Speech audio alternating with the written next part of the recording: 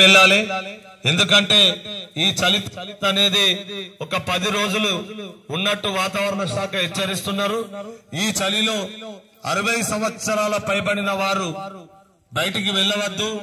అట్లాగే చిన్నపిల్లలు సుమారుగా 12 సంవత్సరాల లోపు ఉన్నటువంటి పిల్లలందరూ కూడా ఈ చలిలో దయచేసి పొద్దున పూట గాని సాయంకాలం పూట గాని బయటికి వెళ్లకుండా చూసుకోవాలి.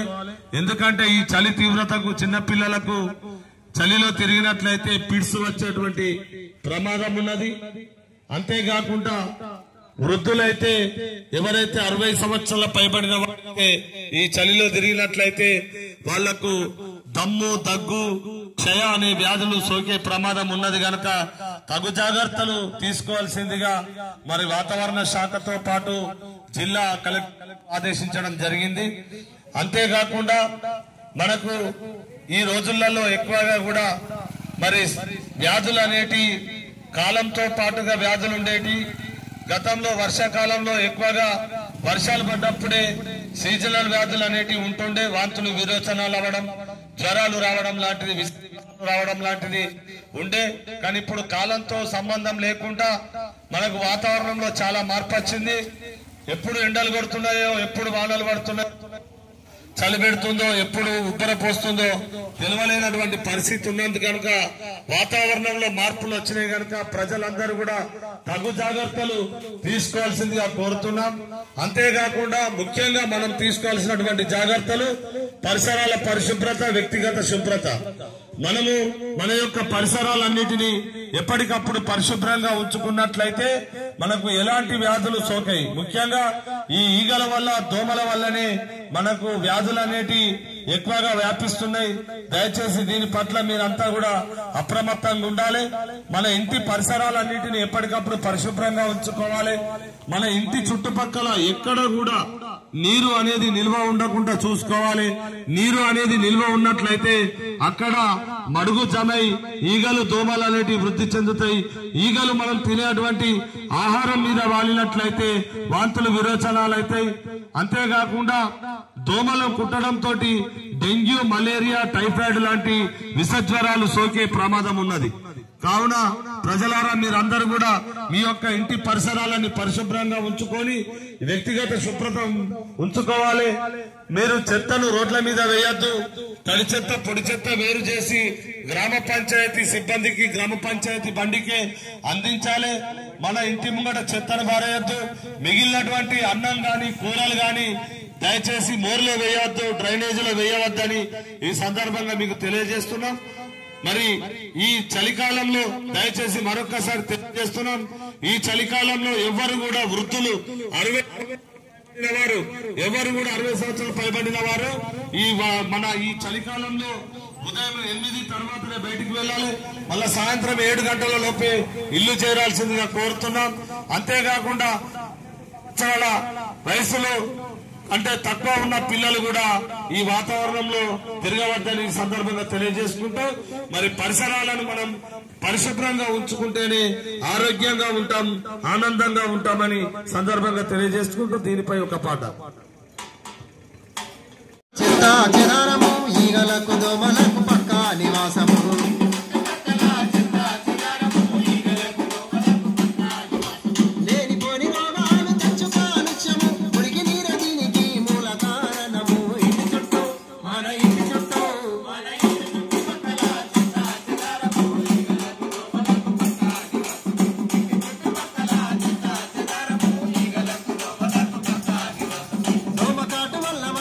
కొత్త జబ్బులు, అవకానకెళ్ళి దారి వయ్యాలి డబ్బులు,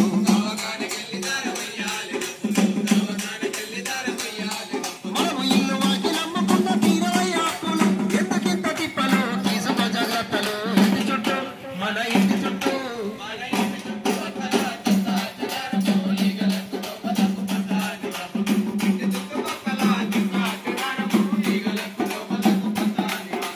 ప్లాస్టిక్ డబ్బాలలో చేస్తాయి జీవనం, కొబ్బరి బొండాలి ఆహారం.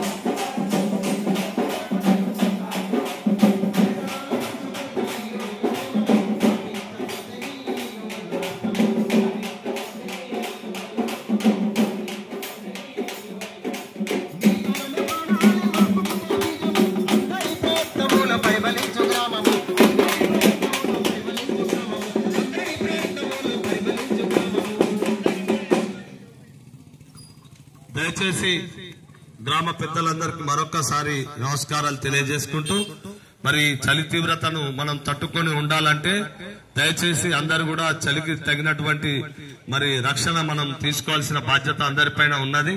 వృద్ధులు చలిలో తిరగవద్దు, చిన్నపిల్లల్ని కూడా చలిలో దింపవద్దు. మరి చిన్నపిల్లలు ఈ చలిలో తిరిగినట్లయితే పిడుసు వచ్చే ప్రమాదం ఉంటది. అలాగే వృద్ధులు ఈ చలిలో తిరిగినట్లయితే మీకు దయచేసి మరి ఈ ఆస్తమా, ఎలర్జీ, దగ్గు, దమ్ము అనేది వచ్చేటువంటి ప్రమాదం ఉంటది కనుక దీని పట్ల అందరూ కూడా అప్రమత్తంగా ఉండాలని తెలియజేసుకుంటూ మరి మారుతున్న కాలం ప్రకారం మనం కూడా అన్ని జాగ్రత్తలు తీసుకోవాలి. మరి వాతావరణంలో మార్పు వచ్చినప్పుడు మనం వాతావరణం ఎట్లయితే మార్పులు జరుగుతున్నాయో దాని ప్రకారం మనం మెదలాల్సి ఉంటది. దయచేసి అందరికీ మరొకసారి తెలియజేస్తున్నాం, మనందరం కూడా ఆరోగ్యంగా ఉండాలంటే ఇప్పుడున్న పరిస్థితులలో మరి నీళ్లు అనేది ఇంపార్టెంట్. నీళ్లు ఎక్కువగా తాగాలి. మరి మనం ఏం చేయాలంటే నీళ్లను వేడి చేసుకోవాలి. వేడి చేసుకొని చల్లార్చుకున్న నీళ్లు తాగాలి. వేడి చేసుకొని చల్లార్చుకొని తాగినట్లయితే అందులో ఏమైనా క్రిములు ఉన్నట్లయితే ఆ క్రిములు చనిపోతే ఆ నీళ్లు మనం వడగట్టుకుని తాగినట్లయితే మనం ఆరోగ్యంగా ఉంటాం. కిడ్నీ సంబంధిత వ్యాధులు కూడా మనకు రాకుండా ఉంటాయని ఈ సందర్భంగా తెలియజేస్తున్నాం. మరి కొంతమేర సామాజిక బాధ్యతగా కూడా అందరూ కూడా కొన్ని చర్యలు తీసుకోవాల్సినటువంటి పరిస్థితులు ఉన్నాయి. దయచేసి ఇటు విషయాలన్నిటినీ తెలియజెప్పడం కొరకు రావడం జరిగింది. ముఖ్యంగా మనము ఆరోగ్యంగా ఉన్నట్లయితేనే మనకు వెనుకడ పెద్దలు చెప్పినట్టు ఆరోగ్యమే మహాభాగ్యం అన్నట్టు మనం ఎప్పటికప్పుడు ఆరోగ్యంగా ఉండాలంటే మనము వ్యక్తిగత శుభ్రత అనేది అవసరం. కరోనా లాంటి సమయంలో మనకు కరోనా ఎన్నో గుణపాఠాలు నేర్పింది. మరి కరోనా సమయంలో మనం అందరం ఎప్పటికప్పుడు ఎటు వెళ్ళినా కూడా బయటికి వెళ్ళి వచ్చినా కూడా మంచిగా కాళ్ళు చేతులు శుభ్రంగా కడుక్కొని మనం చేతులను సబ్బెట్టి కడుక్కున్న తర్వాతనే అన్నం తిన్నాం, అట్లాంటి ఆహారం భుజించడం కనుక ఇప్పుడు కూడా అవిటిని కొనసాగించాలి. అది దినచర్య ఎలాంటి వ్యాధులు సోకాయని ఈ సందర్భంగా తెలియజేసుకుంటూ మరి ఈ యొక్క కార్యక్రమాన్ని ఇక్కడ నిర్వహించాల్సిందిగా సెక్రటరీ గారు ఆదేశించడంతో ఈ రోజు మన గ్రామంలో ఈ కార్యక్రమాన్ని ఏర్పాటు చేయడం జరిగింది. కార్యక్రమాలను ఉద్దేశించి గౌరవ సెక్రటరీ గారు ధన్యవాదాలు. మరి పెద్దలందరికీ కూడా మరొకసారి నమస్కారాలు తెలియజేసుకుంటూ ముగిస్తున్నాం. Thank you.